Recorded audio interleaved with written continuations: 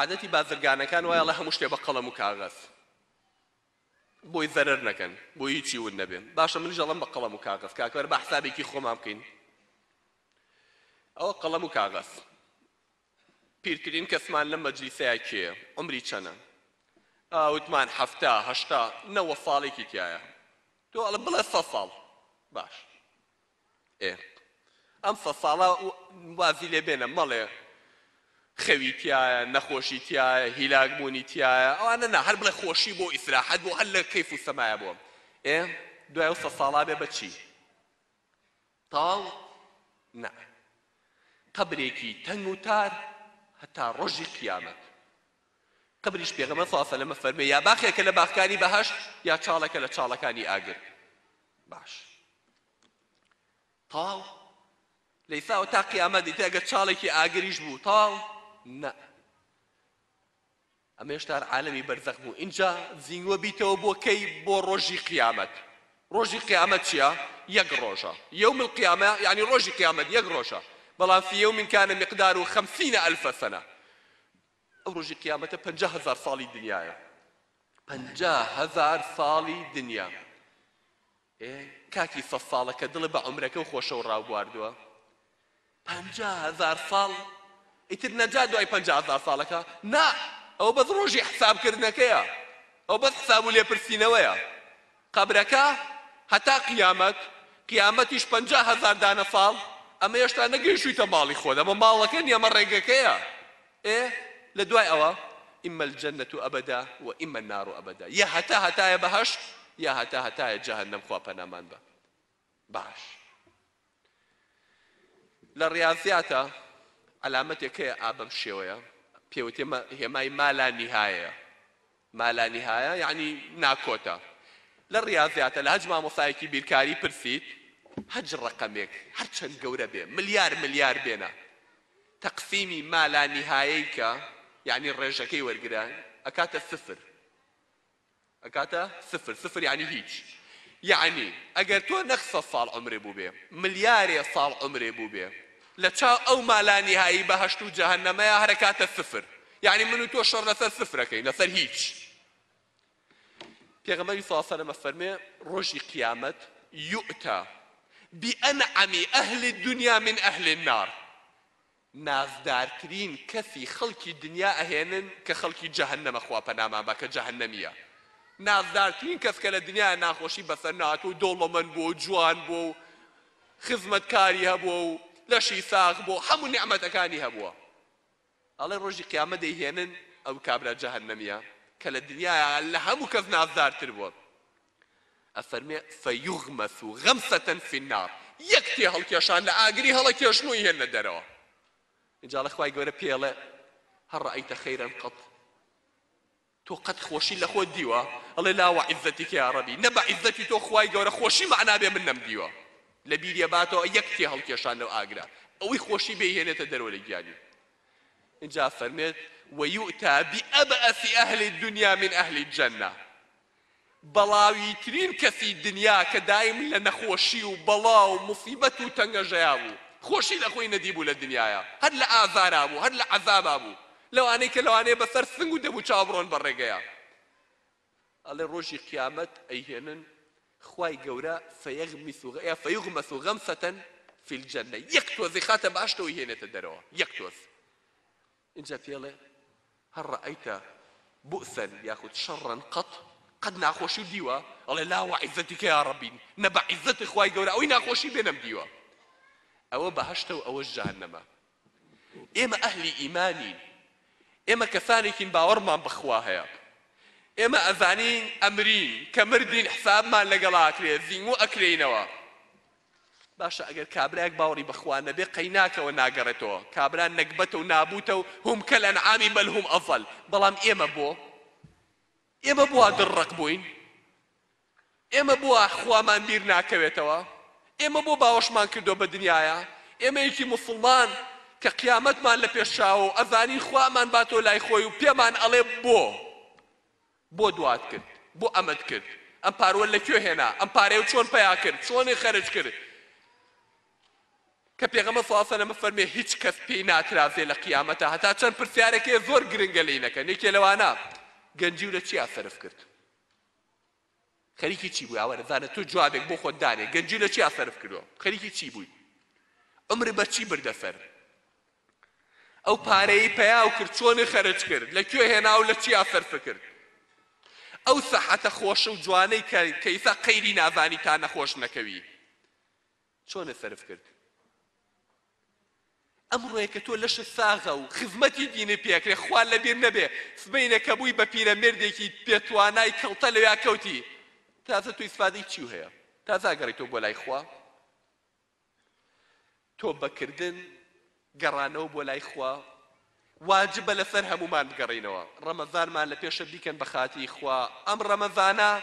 هەر یەکەو لە بینی خۆی خوای خۆیان لاپەڕێکی تازە هەڵەنەوە لە خۆمانەوە دەست پێ بکەین. خەڵک چاومان لێ ئەکات. ئەگەر تۆ باش بی ماڵ و مناڵەکەشی باش ئەبێت. تۆ هەستایی بۆ شەو نوێژ و سوژدە بر ماڵ و مناڵەکەشت چاون لێ ئەکەن. تۆ دوو نەسیحەتی خێرێ کرد لە جاتێەوەی دوو سیدی گۆرانی بەریتەوە دوو سیدی وتارێ بردەوە دوو کتێبی پڕ ئیمان و ئیسلامەتی بردەوە بۆ ماڵەکەتەوە خێرەگە خەیتە ماڵەکەتەوە. خەڵکێکی کەس چاون لێ ئەکە با لە خۆمانەوە دەست پێ بکەین. من حەزەکەم چەند خاڵێکی گرنگ هەیە لەسەر کۆمەڵێ پرسیار کە گەنجەکان بەردەوام لەسەر قەزەی تۆبەکردن ئەیوروژێن و حەلیان لای نییە یاخود هەنگێشت بە غەڵەت تێگەیشت و زۆر بەپەلا ئەو خاڵانە ئاماژەی پێ ئەەکەم لە خزمەتتانە. ئێمە ئەزانین کەوا تۆبەکردن ئەوەی کە خوێندومانە لە هەج مامۆستایەکی ئاینی پرسی ئەڵە چوار شەرتی هەیە. شەرتی یەکەمینیان دەست و بر دەست لە گوناح هەڵگری. ئەبێ دەست لە گوناحەکان هەڵگری. ئەوە شەرتی یەکەمە.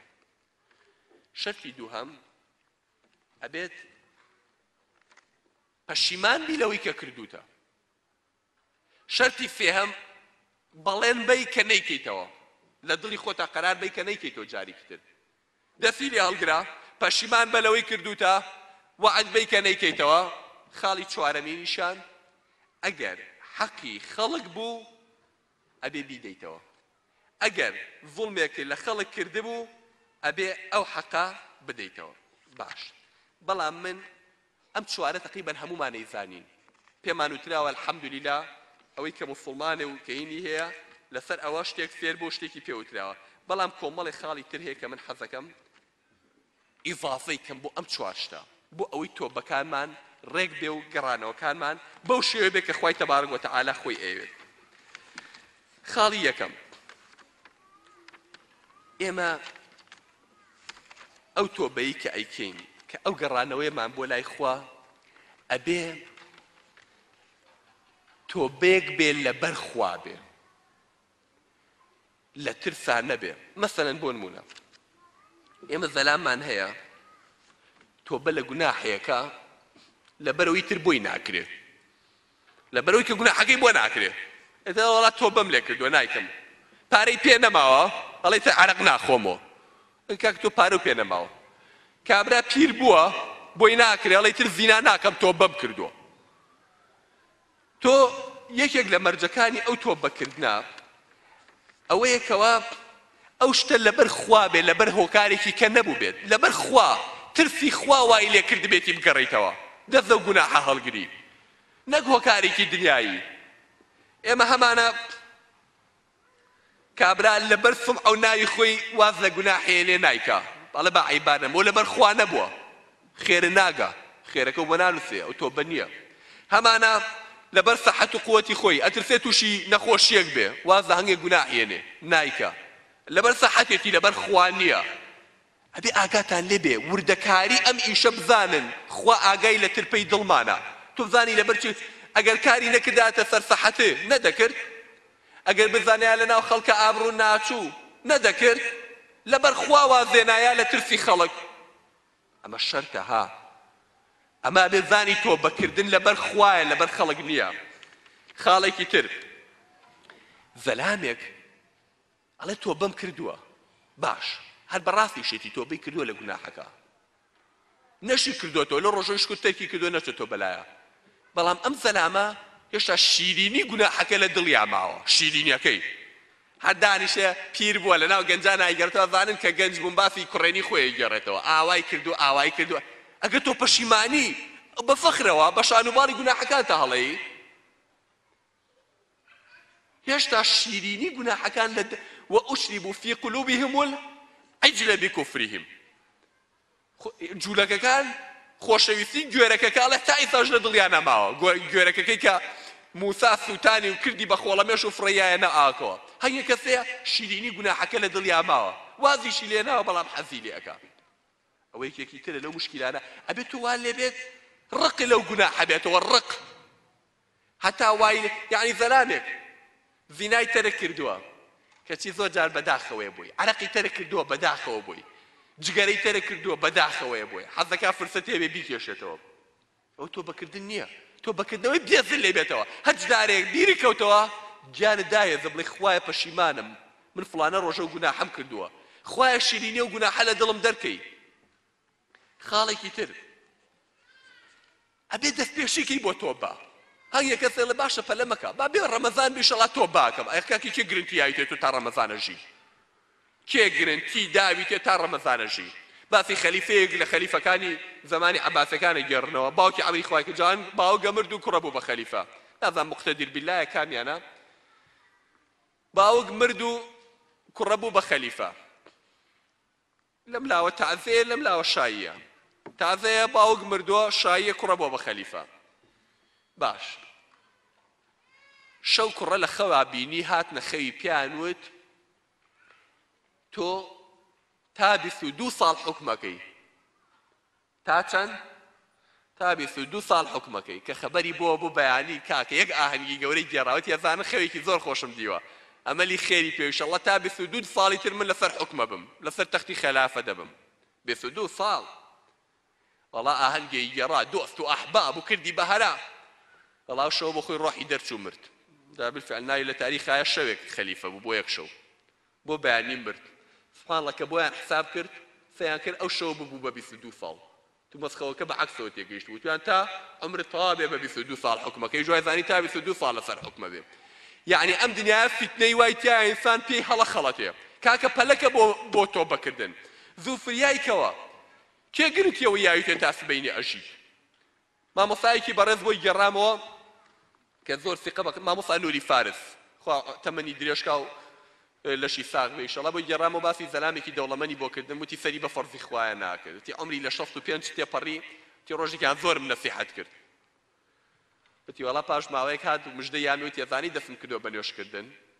ئاوتم خوا لێو بەزیا بێ و چۆن بوتی وەڵا فڵان کەسیش نەسیحەتی کردوم و خۆم تۆ زین بووم وتە گەڕاومەتەوە دەستم کردووە بە نوێشکردن ئێوتم لە خوا بەزیا بێ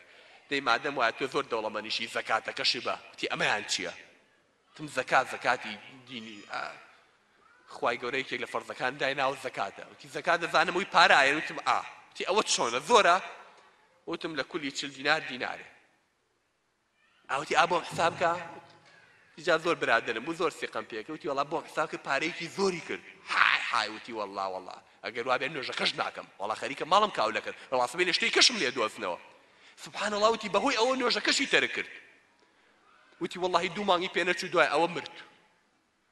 تو نازایی 2 مانگە ماوە دڵە نایە دینارێ بکەی بەخێر لەبەر خوا شەرتە لەسەری نوێژەکەشت تەرک کرد بەهۆی ئەوە خوا پەنامان بە ئەو عاقیبەت شەڕیە تۆ نەزانی 2 مانگە ماوە لە ژیانە تا ئەزە هاتۆ نوێژم بۆکە نوێژەکەش وەڵا لەبەرەوەی زەکاتی تایە پاری تایە لەوەش پەشیمان بۆ وتی نە نوێژ و نە ڕۆژ وەڵا نە زەکات وتی مرد ئاوە چۆ قەبرە خوا پەنامان بە کاکە پەلەکەن بۆ تۆ بە کەس گرنگتیەوەی ناویتێ تا سبەینی ئەژیت خاڵێکی تر ئەمە سێ خاڵم عەرزکردن بێجگە لەو چوارەی تر کە ئێمە هەمووی زانین چوارەم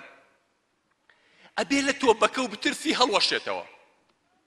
نابێ بڵێ وەڵا خۆ تازەوتم ئەستەغفیرڵڵا خوای گیان تۆ بەخوایە لێم بووری تازە خوا قبوڵی کردووە کاکە تۆبەکردن وان نییە تۆ ئەبێ ئینسانی موسڵمان گوناحێکی بچووکەکە ئەوازانێ ئەو شاخەوە تا بەسەر تەپڵی سەریەوە هەر لە خەفەتایە هەر بێتە زەلامێکی کەش گوناحی گەورەی کردووە دنیایە ناوەتە خوارەوە وەکو مێشێ لە دەمو چاوی دەرکا بە خەیاڵیان نایە ئینسانی ئیماندار بە گوناحێکی بچووک ئەتلێتەوە شەو تا بەیانی ئەگری پەشیمانە هێشتا ترسێ خوا لێ قبوڵ نەکرد بێ ئەمیژێ لەم لاوە گوناحی کردووە خوا پەناما بە وەکو شاخ چۆ بە ئاسمانە وەکو چییە کە چێڵەچی کاکە جا چیم کردووە والله من نەچمە باشتەوە کەس ناچێتە باش بە نەعلی خۆم و پێڵای خۆم وەچمە باشتەوە خوا پەنامان بە ئەوە تۆ بەکردن نییە ئەوە گەڕانەوە نییە بۆ لای خوا ئینسان باش شەرم لە خوا بکە زانە تۆ بێ ئەمری کێو کردووە.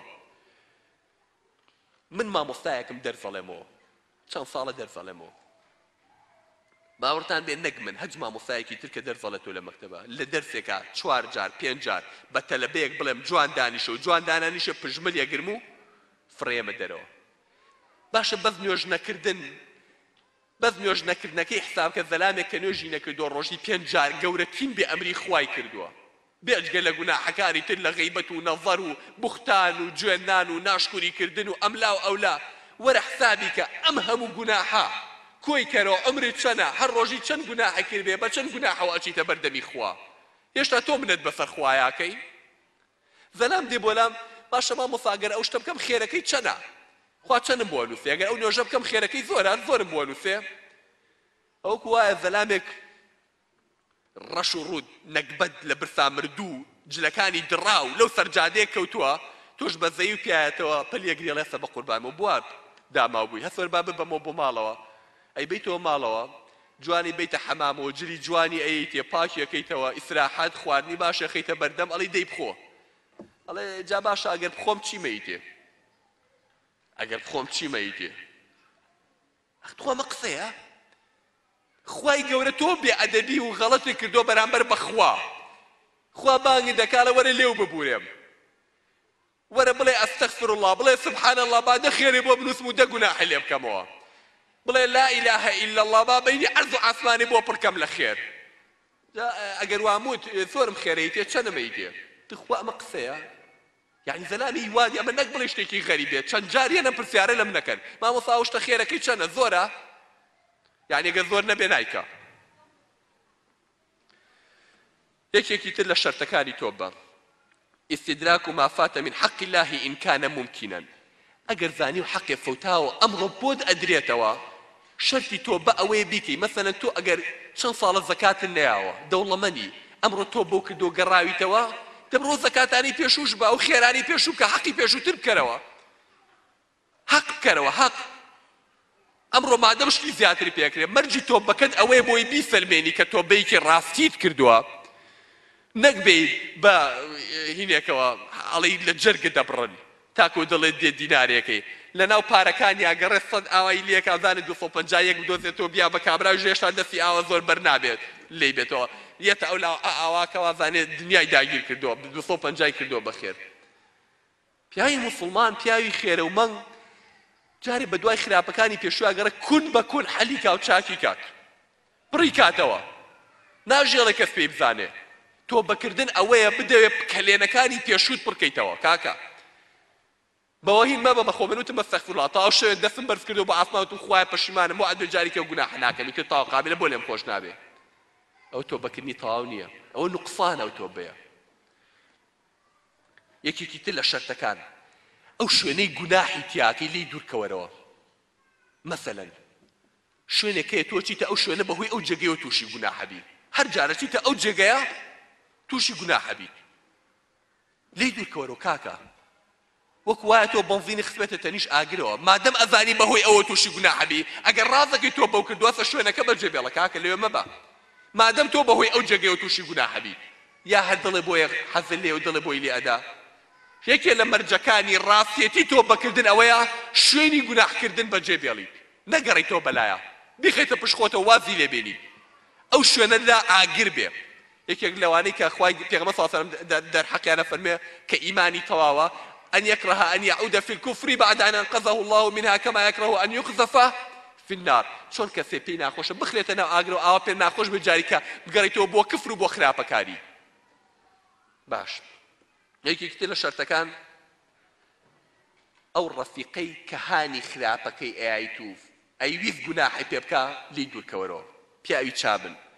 ئەوەی من عەرزی جەنابتانکەم زۆرە بینم گەنجن لێرە لە خوا بەزیا بێ، گەنج زۆر گوێگرێ ئەلحەمدوللیلا. ئەوانەی شوێن پێغەمبەری ژەکەوتن صلی الله عليه وسلم لە سەحابەکان پیرەکان ئەبوو بەکر و عومەر بوو، هەردووکیان عومریان هێشتا لە سی تێ نەپەڕی بوو، ئەو پیرەکانیان بوو، ئەو دوو شێخەکەیان بوو، ئەبوو بەکر و عومەر. عومەر 30 ساڵ بوو، ئەبوو بەکریش 38 بوو. ئەمە دوایترەوەکانی کە هەمیان گەنج بوون. گەنجی ئەمڕۆ هیچ شتێ قوڕ ناکە بەسەریا بەقەی ڕەفیق نەبێ. ڕەفیق ڕەفیق ڕەکا بەسەریا. ڕەفیق وەکو ئەو شەیتانەی کە بە گوێ ئاچرفێنێ هیچی لەو کەمتر نییە ئەگەر خراپ بوو ئەگەر چاکیش بوو وەکو ئەو مەلایکەتەی کە پەلی ڕاکێشێ بۆ خێر و چاکە هیچی کەمتر نییە بیکەن بە خاتی خوا ڕەفیقێک کە تۆ بەرەو ئاگر بەرەو خراپە بەرەو فەساد بەرەو ئەوەی کە خوا لێو بڕەنجە ڕابکێشێ ئەو دوژمنە ها مەڵێ وەڵا کوڕی چاکە کورە زۆر منی خۆشە منیش زۆرم ئەو خۆشە کورە ئەوگە نوکتەی خۆشی لایە پیا و بەبێ ئەو لەگەڵێ قەت بێ تاقەت نابێ نا برام دۆست و دوژمنی خۆ بناسە کورە دەوەراڵی یەک جاراچینەوە سینەمایەکە اینجا چی کاکە بژۆکو خەڵکە کورە خۆ بۆ کافر نابی ئەو ڕەمەزان منیش لەگەڵ تا بەخوا بەڕۆژ تۆ وەرە لەگەڵمە وەرە با بچین یەک بوتڵ بیرە بخۆینەوە وعدێ منیش ڕەمەزان لەگەڵێ بەڕۆژەوە بین کاکە و گەنجی دنیا هەموو خوات و تۆ بۆ نەوشکی ئەوە چی خۆ دوالێ کردووە ئەم نوع ئەقسانە ئەزانی گەنج چۆنە ڕوخێنێ بە تایبەتی گەنجێک کە دامەزراو نەبێ لە ماڵەوە تەربیەت نەدرابێ ئەو دێ ئالێرەوە بە دوو قسەی خۆشحاڵیە خەڵەتێنێت ئەی بات هەر ئەو گەشتی زەحمەتە جاری یەکەم تێکەوت گەنجی وا هاتۆ بۆ لام گریاوە بە گریانەوە ژندار مناڵدار مامۆستا ڕەفیقاڵیان خەڵەتانم هەرچی خراپ بوو کردم هەر لەما ئاهلین مامۆستا ئەو بینیم ڕەمەزان لەگەڵ تۆیە هاتم بۆ جومعە وەڵام وتم ڕەمەزان لەگەڵ خۆما بووی مانگ نییە دوو مانگ دوای ڕەمەزان ڕۆژێ بە گریانەوە هاتووتی مامۆستا لە دوای ڕەمەزانەوە ڕەفیق بردومی خوا پەناما بە زیناش و عەرەقیش و هەموو شتێکی خراپیان پێ کردم ڕەفیق زۆر موشکیلەیە ئەبێ بزانی ئەمە شەیتانێکەوە هاتۆ پەلە دەگرێ چۆن ئەمە ئەعدامکردنێ بە ئاوا لای خوا بە دیندۆڕان و بە جەهەنەم دەگەێنێ خوا پەناما بە ئەو کەسەی کە گوناحەکەی پێکردی ئەگەر تۆ ڕازەکەی تۆ بەو کردووە خۆت لەو دوور خەرەوە ڕەفیقایەتی مەکە بڕۆ بە دوای ڕەفیقێکا بگەڕێ کە عەکسی ئەو بێت بەرەو خوا و بەرەو مزگەوت و بەرەو چاکەت ڕابکێشێت یەکێکی تر لە شەرتەکانی تۆبەکردن ئەمە زۆر موهیمە ئاگاتان لێ بێ برم گەنجمان هەیە تۆبەی کردوویتر سەیری فلیمی خراپ ناکە گوێ لە گۆرانی خراپ ناگرێ بەڵام لەگەڵ تۆبەکردنەکەیە دڵی نایە شریتەکانی هەر هەڵگرتووە نەوەکو سبەینێ پەشیمان بێتەوە لە تۆبەکەی شریتەکانی هەڵگرتووە دڵی نایە وازی لە مۆسیقایە هینکردنێ ناوە تۆبەی کردووە کەچی ئالەتی مۆسیقاکەی هەڵگرتووە دڵی نایە چی لێ بکە تۆبەی کردوویتر ڕەسم و هەیکەل دروست ناکە بەزەوەی کە دروستی کردووە دڵی نایە بیفۆتێنێ ئەمە تۆبە نییە تۆبەی ڕاستەقینە ئەوەیە ئەمەندە پەشیمان بیلەوە کە ئەو شتانەی بۆ تەمایە و گوناحە هەمووی بفەوتێنی ئەگەر تۆ بە تەمانی سبەینێ بچیتەوە بۆچی هەڵیان نەگری کاکە نیازت چییە یان ئەو شتەی کە گوناحەکەی پێکردووە لە جیاتی بیشکێنێت چونکە هەر وەسیلەیەکی فەسادا چی فرۆشێ بۆی نەکبەتی کە توشکە کاکە ئەو ماڵی تۆی کاول کرد ئەو شتە تۆی بێ ئیمان کرد تۆ چی فرۆشیتەوە معقولە ئەو شتەی کە تۆی تووشی فەساد کرد تۆ چی بیفرۆشیتەوە ئەمە تۆبەکردن نییە ئامێرەکان و هۆکارەکانی فاسیدکردن و گوناح پێکردن ئەبێ لە ناوبەری لەگەڵ تۆبەکردنەکەتە ئیناو تۆبەی ڕاست نییە باشە یەکێکی تر لە هینەکان ئەوەیەکەوە لاشەیەک بە حرام پێوگەیانوە زوو فریایکەوە پێشەوەی ئاگری جەهەنەم بیسووتێنێ لە پێناوی خوایە بیتوێنێرەوە ئەو چەوری دووگەی کە بە پاروی حرام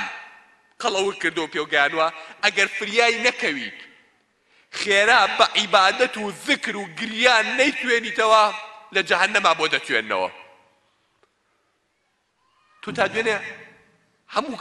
بەس بە پاروی حرام ژیاوی ئەمڕۆ خوا هیدایەتی یاوی تۆ بەو کردووە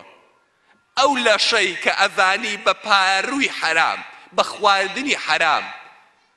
پێوگەیانوە ئەبێ بە ڕۆژوگرتن بە گریان قورئان خوێنن زۆر ذیکرکردن بیتوێنیتەوە لە خزمەتی دینی خوای بەگە بەڵکو خوای گەورە لێو خۆش بێ ئەینە ئاوا فەخری پێوە بکەیت ئەوە بە چیش پێوگەیانوە بە حرام و پاروی حرام خوا پەنامان بە ئەوە مەرجی هین نییە لە دوای هەموو ئەمانەشەوە شەرتێکی کەمان هەیە ئەوژەوەی تۆبەکردن ئەبێ پێش غەرغەرە بێ پێشەوەی بمری پێشەوەی مردنەکە بەرچاوکەوە زانی سوورە مری وەڵای سا تۆب باکەم خوا تۆبەی لە فیرعەون قبوڵ نەکرد وتی ئەوە ئیستا ئیمانم هێنا بە خواکەی هارون و موسا الآن خوا فەرمێ الآن ئایسا تازە ئیمانێنی چەند ساڵە تۆ دوژمنایەتی موسڵمانان و ئیماندارانەکەی ئەیان کوژی تەعزیبیانەی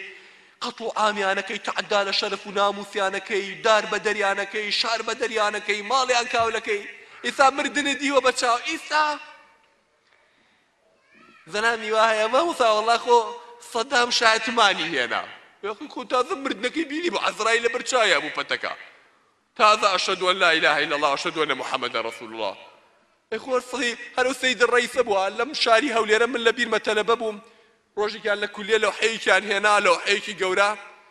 سەد ناوە پیرۆزەکەی سەدام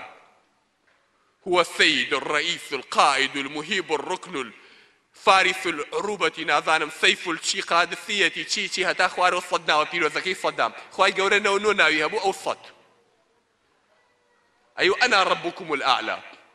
هەزارانی قەتڵ و عام کرد کوشتی بە پێغەمبەریانەوە صلی الله علیه وسلم ئەگەر یەکێک قەت موسڵمانێکی بەناحەق کوشت بێ تۆبەی هەیە جوابی نایە و نازانم باوەڕ ناکەم خوا لێی خۆش بێ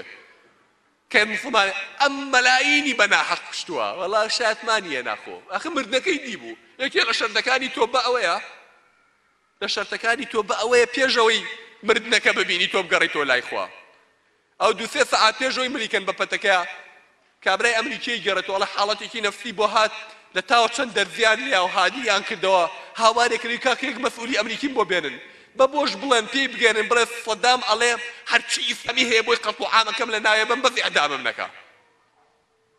ئەو دو سێ سەعات پێشەوەی ئیعدامیکەن پێی بڵێن هەرچی ئیسلامی هەیە بۆی قەتڵ و عامەکەم مەبەستیشی زیاتر پێش شیعەکان بوو هەمیانی بۆ قەتڵ و عامەکەم عێراقی وەک جاران بۆ تەختەکە بۆ بەس ئیعدامشم نەکا هێتا کە بۆیان نەکردی پەتەکە و بینی ئەیکەنە ملێ تازە بە تازە یەکێ لە شەرتەکانی مالەم یوغەرغر وە لە پێش ئەوەشە نەبێت کەوا خۆر لە خۆر ئاواوە هەڵبێت ئەمانە کۆمەڵێ مەرجن بۆ زەلامێک کە بێت تۆ بکات اینجا گەنجێکیە دەڵێ مامۆستاگیان من زۆر گوناحم کردو بە ڕادەیە گوناحم کردو ئاوە تۆ بڵێ یعنی گەیشتە تۆ ئەترسم خوا لێم خۆش نەبێت هەرچی نوع گوناحێ کردومە لەو نوع کەسە هەبوو لە سەردەمی پێغەمبەر صلی الله علیه و سلم بەڵام پیاوێکی پیرەمێرد هاتە خزمەت پێغەمبەر صلی الله علیه و سلم وتی یا رسول الله گوناح نەماوە نەیکەم تۆ بە شمولی منەکە وتی تۆ شایەتمانە نێناوە وتی بەرە والله شایەتی مێناوە کە لا ئیلاهە ئیلا الله تۆش پێغەمبەری خوای ئەی محەممەد سەڵات و سەلامی خوای لەسەر بێ ئێوتی دەی ئیسلام هەرچی ئەوەی پێشخۆی هەیە ئەیسڕێتەوە تۆ بەکردنیش هەرچی ئەوەی پێشخۆی هەیە ئەیسڕێتەوە کابرا بە الله ئەکبەر الله ئەکبەر پیرەمێردێ بوو کی هەرچی گوناحی تۆ تەسەووڕێکی من کردومە خوای گەورە بەڕەحمە خوای گەورە نایە کەسمان عەذابە خوای گەورە ئەڵێ ما يفعل الله بعذابكم إن شكرتم خوا چی لە عەذابی ئەو کاگەر ئێوە شکرانی خوا بکەن و ئیمان بێنن چی فادێگەکە خوای گەورە لێمان ببورێ لێمان خۆش بێ بەڵام ئەگەر بە شەرکی خۆمان شیاوی ئەوە بین و خۆمان پیاوی ئەوە بین حەزەکەم لە کۆتایی ئەم کۆڕەیە ئەوە بیر جەنابتان بێنمەوە قسە هەزارە دوانی بەکارە ئافرین بۆ کەسێ دوو قسە وەرەگرێ و بەس عەمەلی پێکا و کاری پێکات خوای تبارک و تعالی نەیوتۆ بچن کێوی قوڵی قافم بۆ بگرن داوای شتێکی لێ نەکردوین ئێمە نەتوانین جێبەجێکەین کۆمەڵی داواکاری بەسیط و ئاسانی لێ کردوین بۆ ئەوەی واجبە لەسەر شانمان بەجێ بێنین لە مقابلی چیان ڕەزامەندی خۆیان و بەهەشتا ئێمە کەس فریامان ناکرێت هەرچی بەرنامە پڕوپوچەکانی دنیا هەبوو زیاتر تینومان ئەکاڵی ئاوی دەریایە سوێرە قەدی سوێنێتی ئینسانی پێ ناشکێ تینوێتی مرۆڤەکان بەس لەو ڕووباری ئیسلامەیە ئەشکێ بەس لەو ئاوە زوڵاڵ و پاک و شیرینەی ئیسلام ئەشکێت تینوێتیمان بەس بە ئیسلام ئەشکێ حەلی موشکیلەکانمان لەوەیە ئارامی دڵ و گیان و ڕەحمان لەو تۆ بەکردنایە گوناح ئەبێتە مای دڵگیرانێ هەناسە سواربوونێ بێتاقەتی دنیا دێتەوە سەریەک وازانی تر تەواو عنی خوای تەبارەک و تەعالی ناڵێ ئیسراحەت بکەیت خێر و بەرەکەت لە ژیانتان نامێنێ پیاوچاکانیان و پیاوچاکی وا بۆی قەسەم بەخوا ئەگەر خوا لێم ڕازی بێت یا لێم تووڕە بێت لە ڕەفتاری ژن و مناڵەکەمەوە زانم کە گوناحەکەم ژن و مناڵەکەم لێم عاسیە بن هەر ژن و مناڵەکەم وەڵا هەر بەوایەدا کە لەگەڵ خوا ڕێکم سەیرەکەم لە ماڵی شۆ لەگەڵ ژن و مناڵە بێدەنگ مشکیلەشم لە ماڵا نامێنێ هەمووی بە گوناحی خۆمانە خوای گەورە پێمان ئەلوێنێ لە دنیایە جا ومێدەوارم کە ئیشاءالله خوای تەبارەک و تەعالی ئەم کۆڕە و چەندین کۆڕ و وتار و سیمینار و محاضەراتی ئاوا یەک بە دوای یەکا بێن کە بێتە مایی ئەوەی کەوا ئەم خەڵکە موسڵمانە بێدار بێتەوە بیکەن بە بیانوێک بۆ گەڕانەوە بۆ تۆبەکردن لەگەڵ خۆیان و نەفسی خۆیان پاکەنەوە خۆیان بۆ خۆی بۆی خۆی جارێ مرتابە اینجا خۆشی بینی خۆی و بینی خوای تەبارەک وتەعالا ئاوەدان کاتەوە چونکە ئەگەر خوا لێمان ڕازی بێ هەموو دنیا عاجز بێ موشکیلە نییە بەڵام کە خوا عاجز بوو هەموو دنیاش لێو ڕازی بێ پوو لێ ناشی چونکە ئێمە کاکە بڕۆ تۆبە مەکە مەیک مەگەڕێرەوە لای خوا بە قسەی خواش مەکە حسابی بۆ مەکە نەعوذ بالله بەڵام دەعیبە ئەو هەوای خوا دروستی کردووە هەڵی مەمشە ئەو ئاوەی خوا دروستی کردووە مەیخۆرەوە ئەو ئەرزەی خوا دروستی کردووە لە فەری مەژی ڕزق و نیعمەتی ئەو مەخۆ معقول نێت تۆ لە ماڵی زەلامێکا بیت و ڕزقێ با و جێگە و کاتەوە هەموو شتێکیشی بۆ بکاتەوە ڕۆژ تا ئێوارە بێ ئەمری ئەو کەیت و جوێنی پێ بێمە کێ لەکەی قبوڵەکە جا ئێمە ماڵی خەڵکیش نییە ئەمە خوایە من عەبدم و ئەو خوایە لەبەر ئەوە ئەوەندە ئەڵێم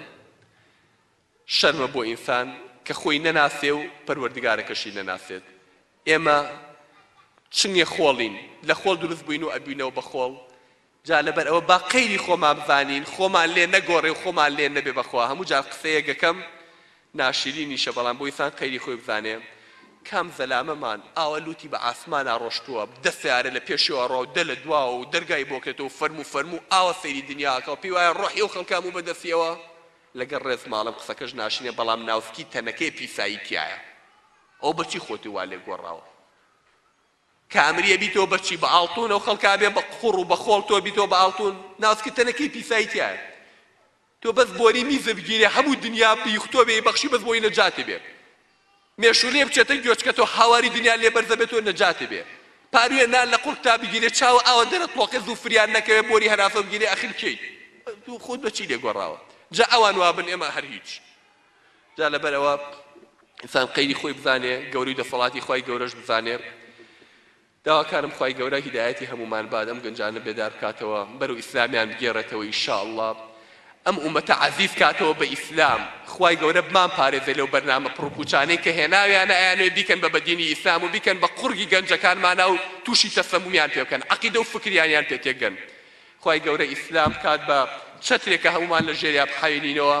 ئەم ئومەتە بەرەو شەریعەتی خوا و حوکمی خوا بگێڕێتەوە عزة سرفرازي بو ملت ما بجارتها أقول قولي هذا وأستغفر الله لي ولكم ولسائر المسلمين وصلى الله على محمد النبي الأمي وعلى آله وصحبه أجمعين.